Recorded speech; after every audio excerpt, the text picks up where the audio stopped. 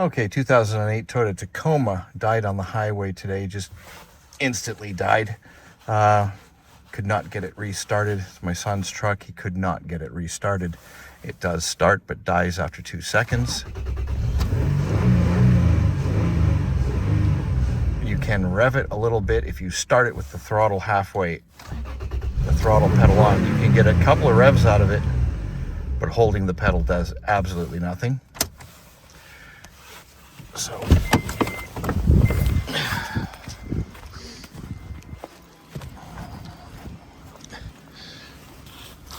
this is not the issue. I just went to pull this out to spray some starting fluid in there and see if there was a fueling problem, or some propane, sorry, and see if there was a fueling problem. There wasn't, but this, I don't know what this is. This is just a vacuum. It's probably the, what do you call it? Positive crankcase PCV valve. So I just got to replace that. That is not the issue. Unplug the MAF sensor right here on top. Let's see if we can get it to running a little better. If it does run for a little longer this time.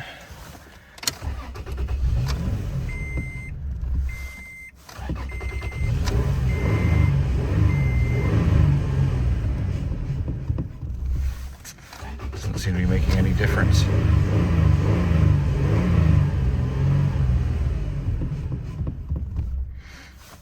So it's not the MAF sensor, I don't think. Back in 1 second. Okay, for the hell of it, I did change the MAF sensor, which is on top. 2 Phillips screws. Nothing. Hasn't changed anything. Pulled both cam sensors out, which are right here. 10mm bolt. There's one on each side. You have to remove the intake. 10mm bolt on the back. 10mm bolt on the front, down here. Unplug all the electrical connections, pull it out, and then 4 10mm bolts. Remove the throttle body, the long bolts there, to get out of the way. So there's a cam sensor there, you can see it, the black one there, and a cam sensor there. Now what I'm checking now is the VVTI, the variable valve timing oil sensors. So that's a 10mm bolt. It bolts in the front. You see the bolt goes straight in there. It is a small 10mm screw like that. And then you've got a tap on this big. Remove the electrical connection. Remove the one from the cam sensor on each side as well. And again, the symptoms of the car are it starts, the truck, it starts, idles properly, perfectly fine for about 3 seconds, and then dies instantly. Once in a while it will hiccup, it will stay running for another 2 to 3 seconds and then die. You can throttle the, you can rev it with the throttle and feather it at the high RPMs, up at like 4,500 RPMs, and you can't hold it there. If you hold it there, it dies immediately. If you feather the throttle, it will keep running, but obviously you can't drive it that way. But if the oil pressure sensor for the variable valve timing is not working, my thought, the variable valve timing is not keeping up or adjusting itself as to where it should be, depending on throttle position. The other thing I'm thinking is it could be the throttle pedal itself. I've pulled and checked the wiring on the throttle pedal. It's just on, it's an electronic throttle pedal that connects to the throttle body here. I have turned the ignition on, and with this plugged in, you can kind of prop it up and see through the windshield. Push on the throttle and you can see the butterfly plate move in and out, but it doesn't move more than ½ an inch or so. Now I'm assuming that's because it's not going to go to full throttle, full wide open, unless the car is running. There's going to be something else to keep that from opening to full throttle. I'm assuming it doesn't go to full throttle if the car's not running. But right now, I've loosened this, and I'm just trying to get it out. They're a little sticky in there, so I'll be back in a second with what I find. Okay, so this is the oil pressure sensor for the VVTi. Variable valve timing. A little pin in the middle would go up and change, I'm assuming, changing the ohms on this. And factory spec is 6.8 to 7.9. I don't have a tripod with me right now. I'm sorry about that, but I have checked it, and it's high spec. It's around 8.9 to 9. So it's got more resistance than it should, apparently. They're supposed to be checked around 20 degrees. It is slightly warm to the touch. I did have the engine running on and off as I was feathering the throttle and stuff, so there's a bit of warmth to it, so it's not too cold to test. Yeah, I don't know if this is the culprit or not. I don't want to start throwing a million parts at it, but yeah, I'm going to check the other side and see what it looks like. There's a second one. There's one on each bank right there. See, the bolt is... Let me point to it with something. So there's the bolt for it right there, the 10 mil bolt. There's the connector. And the connectors just pinch and pull off, the same as the cam position sensor. I'm not 100% sure this is my problem. I don't know if that would make it completely dire, if it would just run bad. But I don't know. I'm just at my wit's end here. It doesn't make sense. I've got fuel pressure. I've got air. I've got spark. I'm just testing all these sensors. Most sensors will just make your car run poorly, not keep it from starting. A crank position sensor, if it's dead, it will stop it from starting whatsoever. Now, a crank position sensor on a Toyota is not a fun thing. It is buried down behind the crankshaft, if I'm not mistaken. Last thing I want to check. So I'm doing everything that's easy first. I know that's not much of an answer. I have checked for vacuum leaks. I have checked everything else.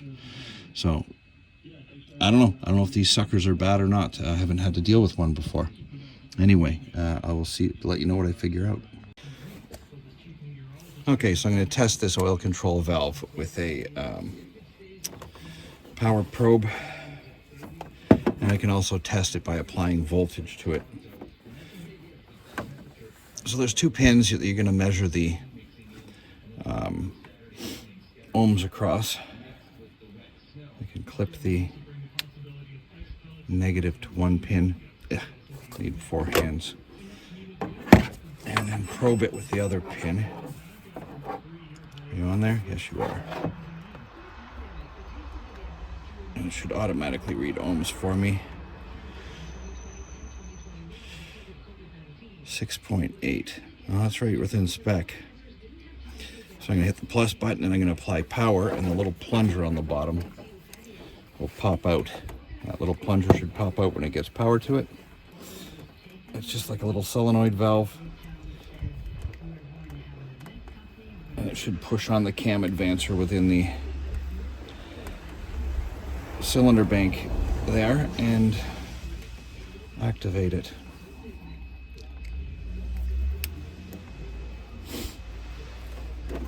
Again, I need 3 hands. Okay. So you should see the little plunger move. Yes, yes. Sorry about that.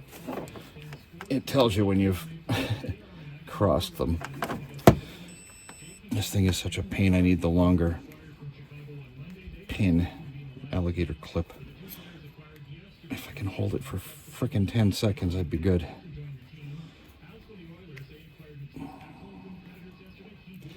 Okay, let's see if we can get this plunger to move. I'm trying to get it so you guys can see it. It should snap out. Yep. I'm going to apply power to it.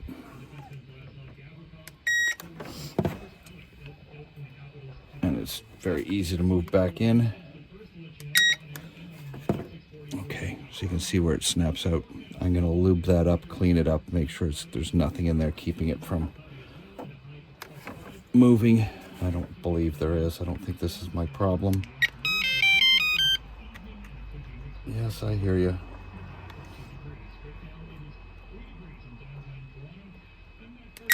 Yeah, it's still working. Okay, I'm going to apply a bit of lubrication to this pin just to make sure it goes in and out smoothly, which it does. If you touch it to push it back in, it's very simple, very easy. You can push on the cam actuator inside the little hole that this comes out of and feel that that's not stiff, and that one's not stiff either. It's very simple to touch, and it goes back in easily. So I don't believe this is the problem. I'll check the other side. It's possible one side's dead and the other one's not, but other side's the exact same as this one. Back when I know anything, if I know anything. I still don't know anything. Okay, both those oil control valves were checked, changed, both checked within spec. Both seem to work properly in and out. Back in, I've placed the intake back on, plugged in the MAF sensor and the throttle body. So we're gonna give it another shot. I'm not holding out too much for this, but hopefully.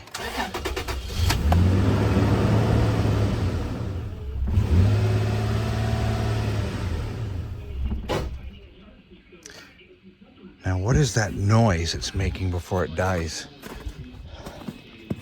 Is that a stretched cam chain? What the hell is that? Or is that a backfire through the intake? It did that once before. It made that noise. Huh. Damn. Oh, God. There's no way to check the cam chain without pulling everything apart.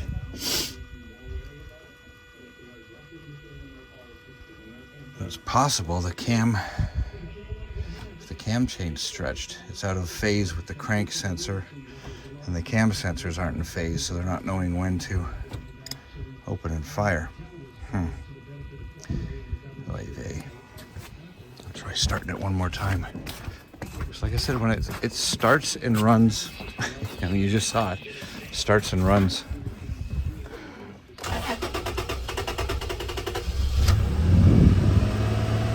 Smoothly.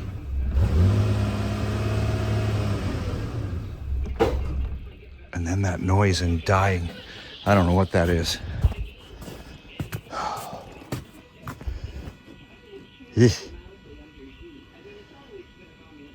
sounds like a cam might have slipped, or the chain might have slipped on a oy vey. Yeah, that's not nice. But zero codes, not a single code, not a cam position code, not a crank position code, nothing. I don't like that noise though. Oops, let's see.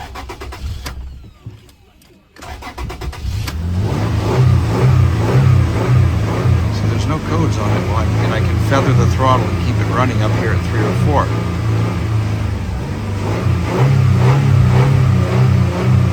But I can't hold it steady. Holding it steady, it instantly dies.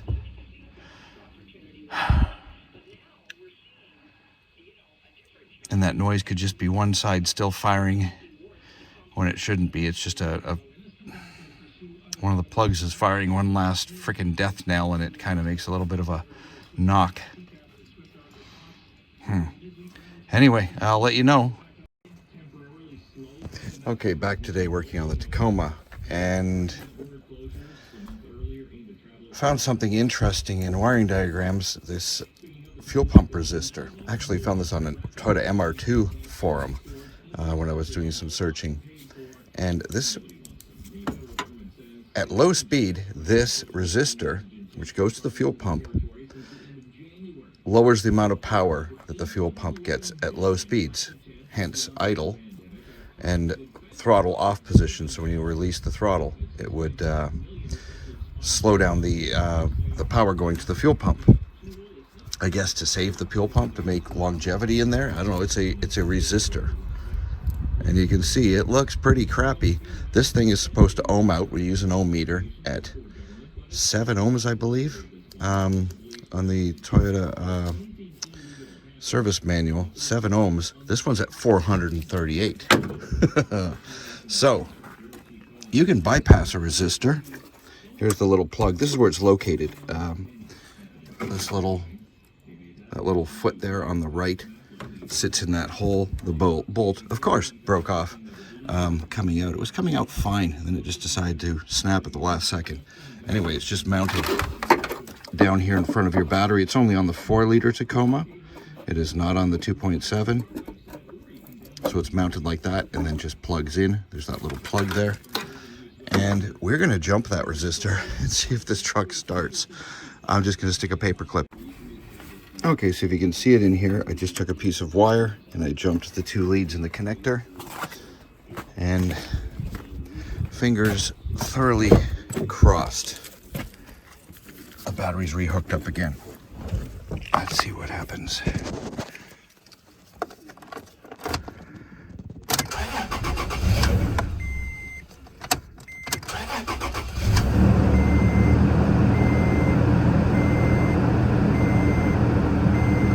And she's running.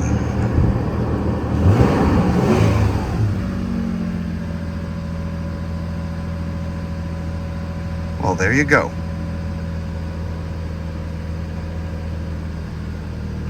So I've already pre-checked with the dealership to find this thing. Most of them don't even know what it is, let alone have one in stock. And the price ranges from $120, I believe it was, to $190. One of the dealerships wanted $190. They wouldn't even match the other price of other dealerships. So be warned, different dealerships, different prices. Wow. So it's fixed and running. And that was it. This resistor here. Let's get away from that noisy truck. Well, look at it. Look how rusty it is. And a resistor is basically just a piece of wire. It's going to be in ceramic. And it's just like a coil, like a toaster coil of wire. I guess this is the cooling fins to cool it down because resistor does heat up when it gets resistance. I'm wondering if I can't find something else that I can fix this with, a different type of resistor, depending on how many ohms. It's supposed to be 7 ohms. I don't know how many amps it's supposed to be able to resist, though. Again, it's a coil of wire inside this white ceramic, and then it's surrounded by this aluminum cooling fin. That's about it. 2 wires, in and out. A resistor's a resistor. They all have the same principle. They work under the same principle, but they're handle different amps. I do have ceramic resistors inside the garage. Huh. So I'm guessing the computer at high throttle demands and high RPMs bypasses this, and at low demands it sends the power through this to the pump, so that the pump will slow down and not pump as hard. Silly. Well, not silly, but I mean, I guess it worked. It worked for 16 years. But yeah, a real bugger to find out what was wrong with that thing after taking half the engine apart. But yeah, that appears, well, it is the problem because the truck's running now and it hasn't. So yeah, if you like this video, if it helped you out, please like, subscribe. It helps my channel out. Thank you for watching. Oh, the truck's been running for about half an hour now. What I wanted to check was this wire. Drove it around the block a couple times, no problem. This wire acting as the resistor that I just pulled out of the system should heat up, get warm, like a resistor would. Nothing. It doesn't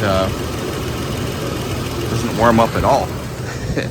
I'm wondering if I need to pay the $130 to the dealership for the resistor. But I've ordered one. Toyota engineers are a lot smarter than I am, so they put it on there for a reason. But anyway, if your Tacoma is starting and dying and you can't figure it out, there she be. Because if it starts and runs for a few seconds and does that over and over and over again, you are getting fuel, you are getting spark, you're getting air. It's not going to start if you didn't have those 3 things. if you unplug the MAF, and the car now runs, it is the MAF, mass airflow sensor. It ran a tiny bit better with the MAF unplugged, which is why I replaced it. I could keep it going a little bit longer. It would start to die after about 3 seconds and then do it again. It would double up its runtime with the MAF. So the MAF was probably going anyway or dirty. I cleaned it, didn't make a difference, so I replaced it. Anyway, that's something not to worry about down the line. So anyway, it's a 3-second fix. If your car dies, this car died suddenly on the highway, just stopped, dead.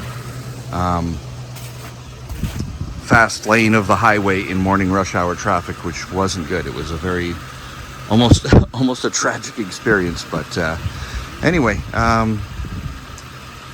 thank you very much for watching. I'm going to post this video very shortly. Hopefully this helps somebody.